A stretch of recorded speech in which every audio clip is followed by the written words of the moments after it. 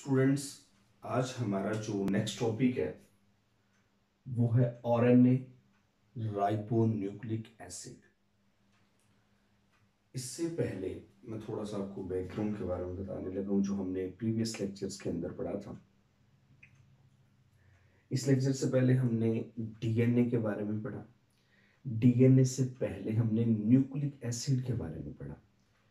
जब हमने nucleic acid के बारे में पढ़ा तो वहां पर हमने न्यूक्लिक एसिड, ये भी देखिए न्यूक्लिक एसिड है, ये उसकी टाइप है। अभी मैं आपको बता दूं, न्यूक्लिक एसिड हमने जब उसको डिफाइन किया तो हमने कहा पॉलीमर ऑफ न्यूक्लियोटाइड्स, मतलब कि न्यूक्लियोटाइड्स की एक जो लंबी चेन है। फॉर एग्जांपल ये एक न्यूक्लियोटाइड है, ये दूसरा न्यूक्लियोटाइड है, ये तीसरा, ये चौथा। इसी तरह ये न्यूक्लियोटाइड्स मिलकर एक लंबी चेन बनाते हैं, तो उसको हमने क्या नाम दिया? न्यूक्लिक एसिड का। फिर हमने कहा कि वो जो न्यूक्लियोटाइड्स हैं, यानी कि ये एक न्यूक्लियोटाइड्स है तो ये तीन चीजों से मिलकर एक न्यूक्लियोटाइड बन रहा होता है। पेंटोज शुगर से, उसके बाद फॉस्फेट ग्रुप से, और उसके बाद नाइट्रोजनियस बेस से। मतलब ये तीन चीजें मिलकर एक न्यूक्लियोटाइड बना रही होती हैं। फिर हमने कहा कि न्यूक्लिक एसिड जो है उसकी दो टाइप्स हैं। एक डीएनए, जो कि प्रीवियस लेक्चर के अंदर हमने काफी डिटेल से उसको डिस्कस किया, और आगे दूसरी टाइप उसकी आरएनए, राइबो न्यूक्लिक एसिड। और वहां पर हमने क्या कहा था कि डीऑक्सी राइबो न्यूक्लिक एसिड। अब इनके दरमियान डिफरेंस क्या है कि सपोज कि अगर हम पेंटोज शुगर को बनाएं, आप लोगों को पता है कि पेंटोज शुगर डीएनए और आरएनए दोनों के अंदर राइबोज है, यानी कि राइबोज पेंटोज शुगर है। लेकिन इनके दरमियान सिर्फ एक डिफरेंस है कि एक के अंदर ये डीऑक्सी राइबोज है, मतलब कि डीएनए उसको कहा इस वजह से जाता है डीऑक्सी राइबोज शुगर होने की वजह से। डीऑक्सी राइबोज शुगर कौन सी है कि जब हम इसका स्ट्रक्चरल फार्मूला राइबोज शुगर का ड्रा करें तो कार्बन नंबर 2 के ऊपर जो हाइड्रोक्सिल ग्रुप है, यहाँ से अगर ये कार्बन नंबर 1 ये है और कार्बन नंबर 2 ये, कार्बन नंबर 2 से अगर हम ऑक्सीजन को रिमूव कर दें तो ये समझ लें ये क्या बन जाता है? डीऑक्सीराइबोज। और अगर यहाँ पे ऑक्सीजन मौजूद हो तो वो होती है राइबोज शुगर। अब हम जो पढ़ रहे हैं आरएनए, इसके अंदर राइबोज शुगर होती है, मतलब कि ये पॉलीमर ऑफ, सबसे पहला पॉइंट क्या है? पॉलीमर ऑफ राइबोन्यूक्लियोटाइड्स, मतलब कि ये एक लंबी चेन है किसकी? राइबोन्यूक्लियोटाइड्स की। फॉर एग्जांपल, क्योंकि अब हम उसकी टाइप्स के ऊपर आ गए हैं, न्यूक्लिक एसिड की दो टाइप्स, एक डीएनए जो प्रीवियस हम पढ़ चुके हैं और एक आरएनए जो आज अभी हम पढ़ने लगे हैं। अब हमने क्या कहा कि पॉलीमर ऑफ राइबोन्यूक्लियोटाइड्स, मतलब समझ लें ये एक राइबोन्यूक्लियोटाइड है, ये दूसरा राइबोन्यूक्लियोटाइड है, ये तीसरा राइबोन्यूक्लियोटाइड है, ये चौथा राइबोन्यूक्लियोटाइड है। इसी तरह ये मिलकर एक लंबी चेन बनाते हैं जिसको हम क्या नाम देते हैं? आरएनए, राइबोन्यूक्लिक एसिड का। अब इसके अंदर भी ये तीन यूनिट मिलकर बनाए हुए हैं। सबसे पहले पेंटोज शुगर, उसके बाद कार्बन नंबर 1 के साथ नाइट्रोजनियस बेस अटैच होगी, ठीक है। और कार्बन नंबर जो 5 होता है, 1 2 3 4, और यहाँ पे ये कार्बन नंबर 5, इसके साथ फॉस्फेट ग्रुप अटैच होता है PO4। ये समझ लें हमारे पास एक राइबोन्यूक्लियोटाइड आ गया, एक राइबोन्यूक्लियोटाइड। फिर इसी तरह का एक और राइबोन्यूक्लियोटाइड अगर हम यहाँ पे ड्रा करें, ये देखिए कि यहाँ पर कार्बन नंबर 1 के साथ नाइट्रोजनियस बेस, और यहाँ पर कार्बन नंबर 5 और इसके साथ फॉस्फेट ग्रुप अटैच होगा। और यहाँ पर जो कार्बन मौजूद होता है ना, ये फिर इसके साथ बॉन्ड बनाता है। ये प्रीवियस लेक्चर के अंदर आप लोगों को डिस्क्रिप्शन के अंदर उसका लिंक प्रोवाइड कर दिया जाएगा, वो आप लोग सुनेंगे तो आप लोग को यहाँ पर समझने के लिए बहुत इजीली आप अंडरस्टैंड कर सकेंगे। अब ये देखिए, कार्बन नंबर, इस राइबोन्यूक्लियोटाइड का कार्बन नंबर 3, नेक्स्ट वाले राइबोन्यूक्लियोटाइड का कार्बन नंबर 5, इनके दरमियान बॉन्ड बनता है फास्फेट ग्रुप के थ्रू। इसको हम नाम देते हैं फास्फोडाइएस्टर बॉन्ड। इसको मैंने काफ़ी पहले एक्सप्लेन कर दिया हुआ है, ठीक है। अब ये देखें यहाँ पर इसी तरह ये एक न्यूक्लियोटाइड हम बना लेते हैं, ये नाइट्रोजनस बेस इसके साथ अटैच, और यहाँ पर कार्बन नंबर 5 के साथ इसी तरह फॉस्फेट ग्रुप अटैच, ठीक है। इस तरह ये एक लंबी चेन बनती जा रही है। एक ये राइबोन्यूक्लियोटाइड, ये दूसरा, ये तीसरा, ये 3 राइबोन्यूक्लियोटाइड्स ने मिलकर एक लंबी चेन बना दी। ये समझ लें कि 3 राइबोन्यूक्लियोटाइड्स ने मिलकर, इसको हम क्या नाम दे रहे हैं, आरएनए का। आरएनए सिंगल स्टैंडर्ड होता है, पहली बात आपने याद रखनी है। इसके करेक्टर्स पढ़ने लगे, आरएनए सिंगल स्टैंडर्ड होता है। दूसरा करेक्टर कि आरएनए के अंदर जो नाइट्रोजनियस स्पीसीज हैं वो 4 हैं। कौन कौन सी नाइट्रोजनियस स्पीसीज के अंदर 4 हैं? एडानिन, उसके बाद दूसरे नंबर पर आती है यूरेसिल, और उसके बाद साइटोसिन और गवानीन। पीछे हमने डीएनए के अंदर थायामीन पढ़ी थी, यहाँ पर इस थायामीन की जगह यूरेसिल मौजूद होता है। एडानिन, यूरेसिल, साइटोसिन और गवानीन, ये 4 नाइट्रोजनियस स्पीसीज होती हैं। और आपने याद रखना है कि एडानिन और यूरेसिल आपस में डबल बॉन्ड बनाते हैं, जबकि साइटोसिन और गवानीन आपस में ट्रिपल बॉन्ड बनाते हैं। किस तरह से? ये तो सिंगल स्टैंडर्ड है, तो क्वेश्चन अराइज होता है कि ये किस तरह से डबल बॉन्ड बना रहे होते हैं। डबल और ट्रिपल ये जो हाइड्रोजन बॉन्ड होते हैं ये बना रहे होते हैं। बेसिकली होता है ये है कि ये जो चेन होती है ना इसकी, ये जो आरएनए की चेन है ये काफ़ी ज़्यादा लंबी होती जाती है, फिर इसके आपस में बैंडिंग आ जाती है। ये जो बैंडिंग और फोल्डिंग होकर ये एक दूसरे के फिर सामने आते हैं, इनकी नाइट्रोजनियस बेसिस, फिर वो उनके दरमियान ही आपस में बॉन्ड बनते हैं। मतलब कि जब एक लंबा एक धागा है तो उसको बेंड कर दिया जाए, फोल्ड कर दिया जाए, तो फिर वो ये फिर एक दूसरे के जब सामने आएंगे ना ये नाइट्रोजनियस बेसिस, जिस तरह एडेनिन के सामने हमेशा यूरेसिल ही होगा। जिस तरह मैंने वहां पे आपको बताया था डीएनए के केस के अंदर, याद रखने के लिए मैंने आपको एक चीज बताई थी, आफ्टर ट्विशन कर चलो, यानी कि एडेनिन के सामने थायामीन था और गवानीन के सामने साइटोसिन था। ये डीएनए के केस में था जो प्रीवियस लेक्चर। यहाँ पे आरएनए का केस है, यहाँ पर इस थायामीन की जगह क्या होगा, यूरेसिल मौजूद होगा। बाकी आपने उसी अरेंजमेंट से इसको याद रखना है। सिंथेसिस की बात करें अगर हम आरएनए की, तो आरएनए जो है ये न्यूक्लियस के अंदर भी मौजूद होता है और साइटोप्लाज्म के अंदर भी मौजूद होता है, मतलब throughout of the cell ये मौजूद होता है। देखिए जो फॉर एग्जांपल यहाँ पर मैंने बनाया होगा, मैं आपको यहाँ पर ही बता देता हूँ। ये समझ लें कि हमारे पास एक सेल है, ये उस सेल का न्यूक्लियस है। समझ लें ये एक सेल है पूरा। चलिए मैं इसको बाउंड्री लाइन दे देता हूँ। ये एक सेल है, इस सेल के अंदर ये जो है इसका न्यूक्लियस है। न्यूक्लियस के अंदर डीएनए मौजूद होता है। उस डीएनए से जो आरएनए की फॉर्मेशन होती है उसको हम नाम देते हैं, डीएनए से जो आरएनए की फॉर्मेशन होती है, ये डीएनए सपोज जिस तरह ये डीएनए डबल स्टैंडर्ड बनाया हुआ, इससे आरएनए बन रहा है ये सिंगल स्टैंडर्ड, इसको हम नाम दे रहे हैं ट्रांसक्रिप्शन का। ये हम काफी डिटेल से आगे जाके सेकेंड ईयर के अंदर पढ़ेंगे। डीएनए से जो आरएनए का बनाना है दैट्स कॉल्ड ट्रांसक्रिप्शन। फिर आरएनए आगे प्रोटीन बनाता है, मतलब कि पॉलीपेप्टाइड चेन बनाता है प्रोटीन की, जिसको हम नाम देते हैं ट्रांसलेशन का। वो भी हम आगे जाके सेकेंड ईयर के अंदर डिस्कस करेंगे। बस अभी आपने यही याद रखना है कि डीएनए से आरएनए की जो फॉर्मेशन हो रही है न्यूक्लियस के अंदर, इसको हम नाम देते हैं ट्रांसक्रिप्शन का। और आरएनए न्यूक्लियस के अंदर भी मौजूद होता है और साइटोप्लाज्म के अंदर भी मौजूद होता है, मतलब कि थ्रू आउट द सेल ये मौजूद होता है। अमाउंट इसकी डिफर करती है डिफरेंट सेल्स के अंदर। कुछ सेल्स के अंदर डीएनए की अमाउंट कम होगी, कुछ के अंदर ज़्यादा होगी, डिफर करेगी डिफरेंट सेल्स के अंदर।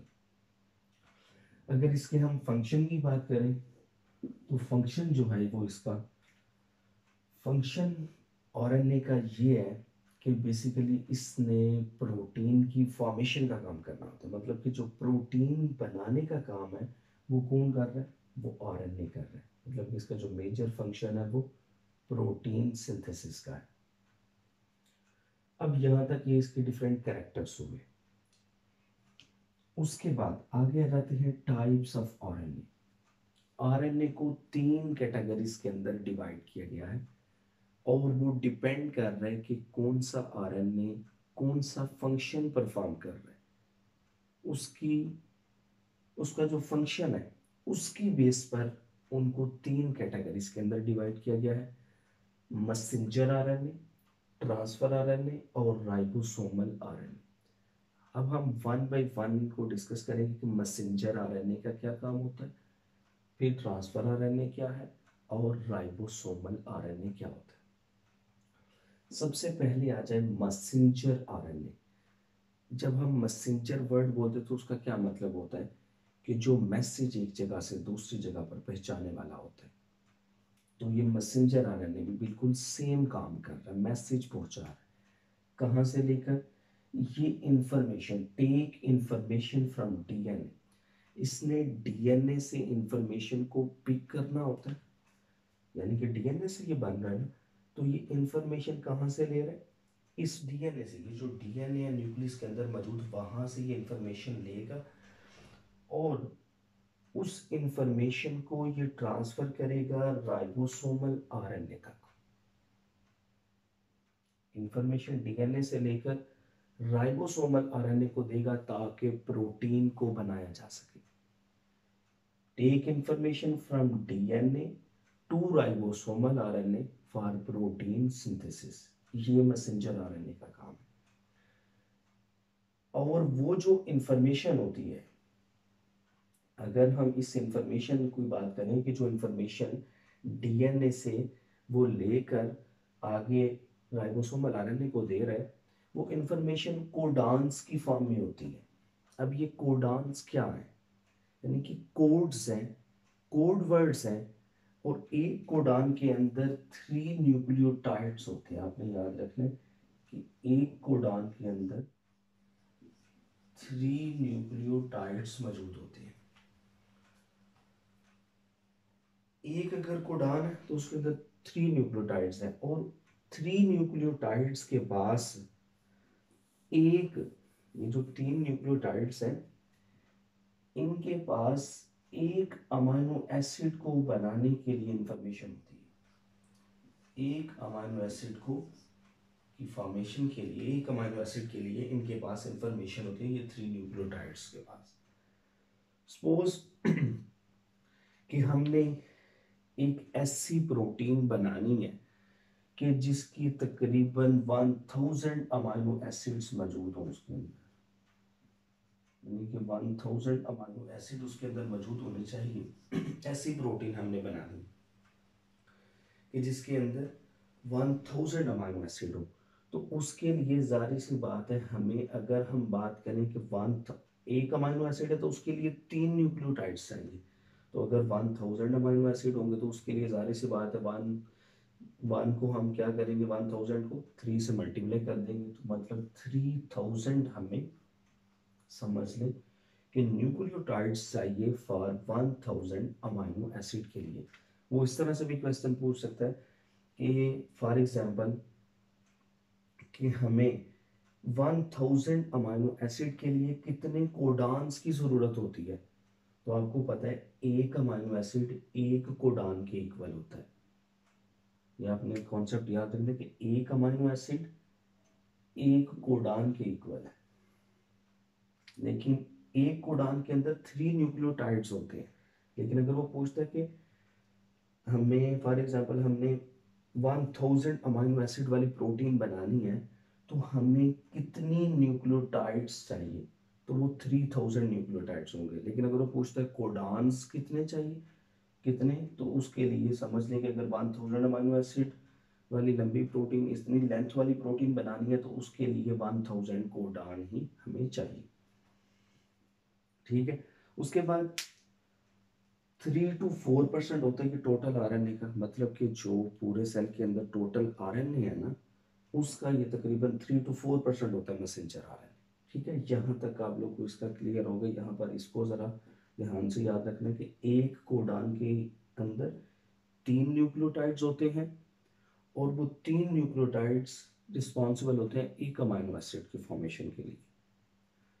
ठीक है, यहाँ पर मैंने एग्जांपल दी कि अगर 1000 अमाइनो एसिड वाली हमने लंबी प्रोटीन बनानी है, तो उसके लिए हम इसको इसके साथ 1 को 3 के साथ डिवाइड करें तो 3 आएगा। इसी तरह हमने 1000 अमाइनो एसिड वाली बनानी है, तो 1000 को अगर हम 3 से मल्टीप्लाई करेंगे तो 3000 अमाइनो न्यूक्लियोटाइड्स वाली 3000 न्यूक्लियोटाइड्स चाहिए 1000 अमाइनो एसिड की प्रोटीन की फॉर्मेशन के लिए। उसके बाद आगे रहता है दूसरी टाइप, जिसको हम नाम देते हैं ट्रांसफर आरएनए का।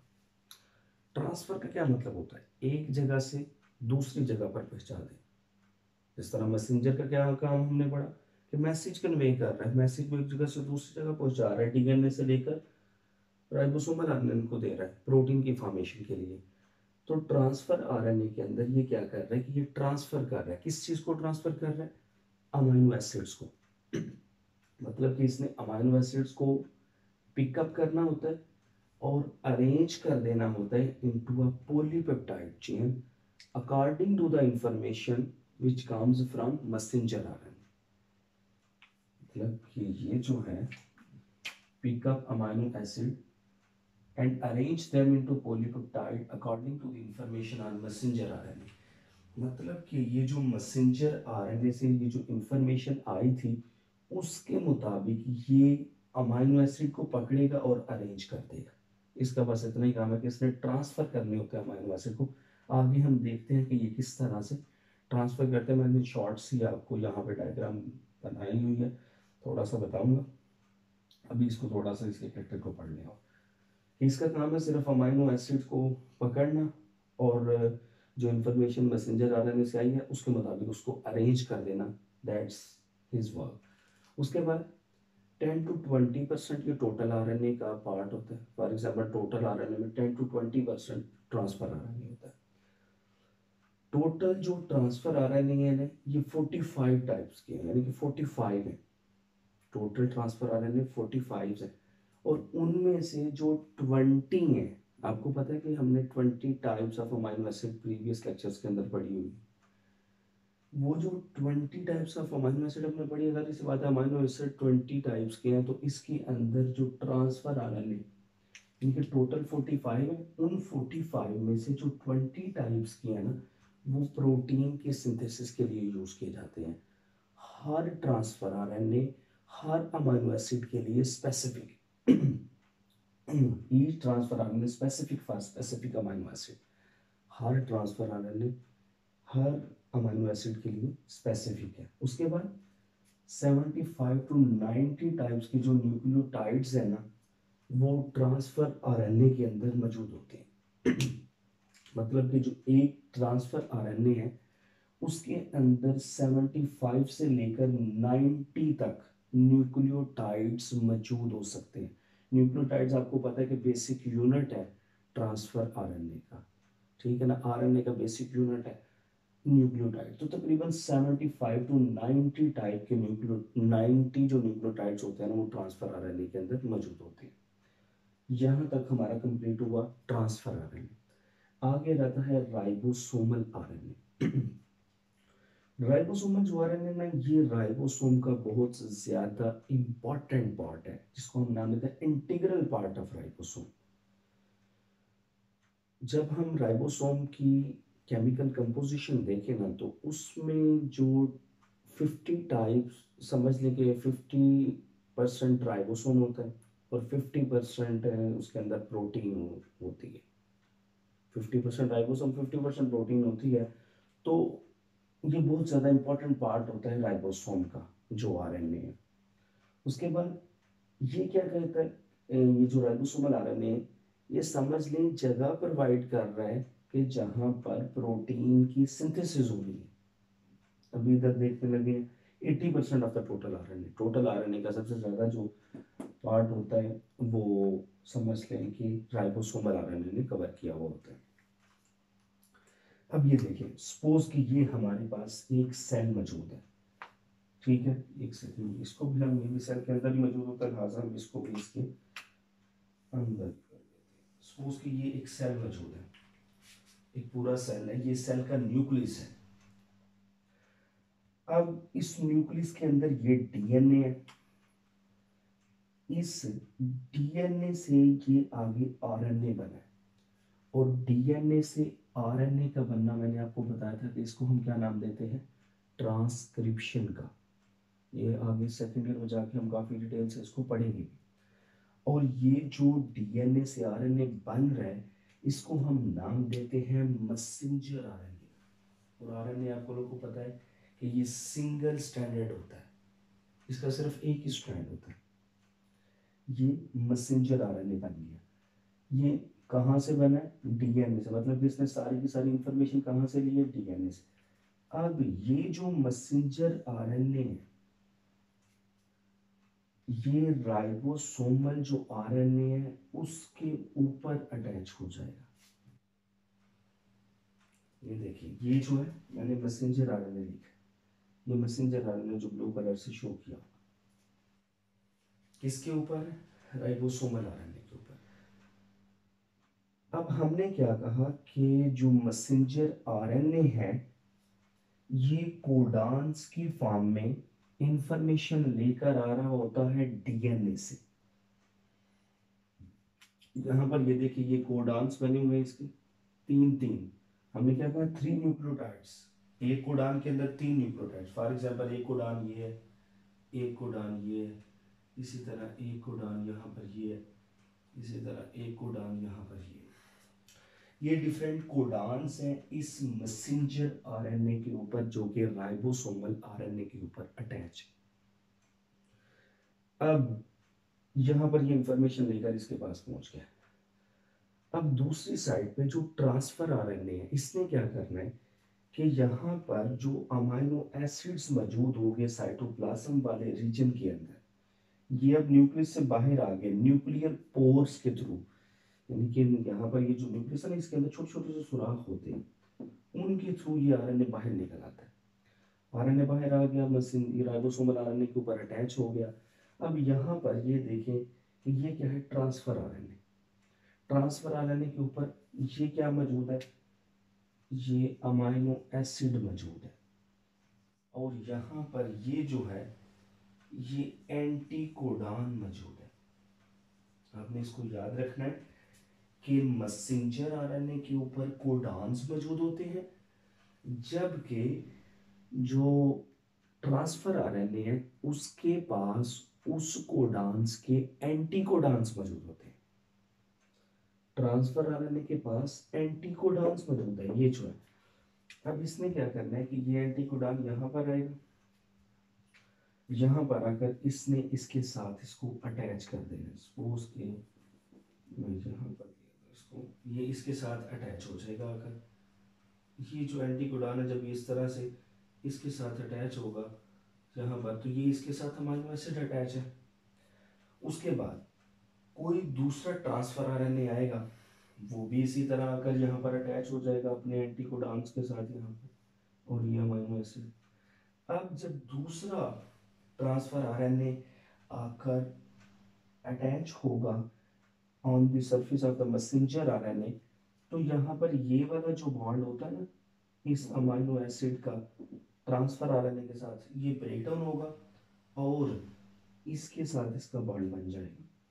फिर एक फॉर एग्जांपल नेक्स्ट भी आ जाता है, ये ट्रांसफर आरएनए, ये जो ट्रांसफर आरएनए इनके साथ इसके साथ जारी से बाधा ऊपर अमाइनो एसिड अटैच होगा, ये बॉन्ड यहाँ से ब्रेक डाउन होगा और यहाँ पर अटैच हो जाएगा। फिर एक और आ जाता है,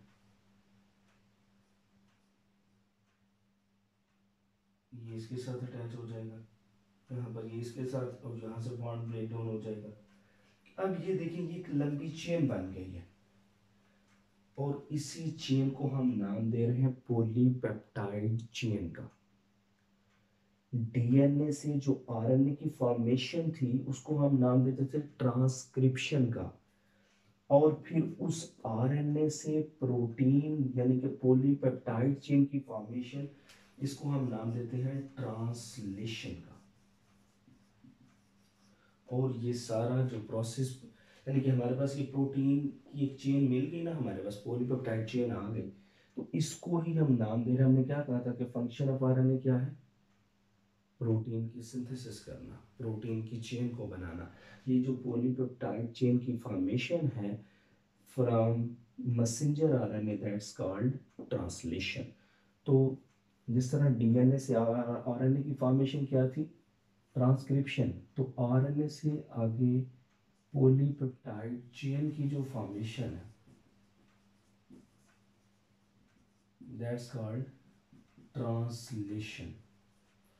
और उसके अंदर ये डिफरेंट आरएनए से इन्वॉल्व हो रहे हैं। यहाँ पर मैं छोड़ रहा सा सिर्फ आपको इसका शॉर्ट व्यू देने लगा हूँ कि 3 तरह की आरएनए, मैसेंजर आरएनए जो कि डीएनए से इंफॉर्मेशन लेके आते हैं और राइबोसोम को देते हैं ताकि प्रोटीन बनाई जा सके, ठीक है। और जो इंफॉर्मेशन डीएनए से आएगी उसके एन मुताबिक इंफॉर्मेशन जो है वो यहाँ पर प्रोटीन की फॉर्मेशन होगी, ठीक है। उसके बाद एक, और ये जो इंफॉर्मेशन है कोडान्स की फॉर्म में आती है, और एक कोडान के अंदर 3 न्यूक्लियोटाइड्स होते हैं, ठीक है। और वो 3 न्यूक्लियोटाइड्स एक अमाइनो एसिड को, देखना 3 न्यूक्लियोटाइड है और एक अमाइनो एसिड है ऊपर, 3 न्यूक्लियोटाइड है एक अमाइनो एसिड है ऊपर, ठीक है। इस तरह ये मैंने आपको बताया। अगर ट्रांसफर आरएनए क्या कर रहा है कि वो अमाइनो एसिड को पिक कर रहा है और यहाँ पर अरेंज कर रहा है, किसके according? According to the information which comes from DNA through messenger RNA, यानी कि मैसेंजर आरएनए जो डीएनए से इंफॉर्मेशन लेके आए उसके मुताबिक वो उन अमाइनो एसिड को अरेंज कर रहा है, ठीक है।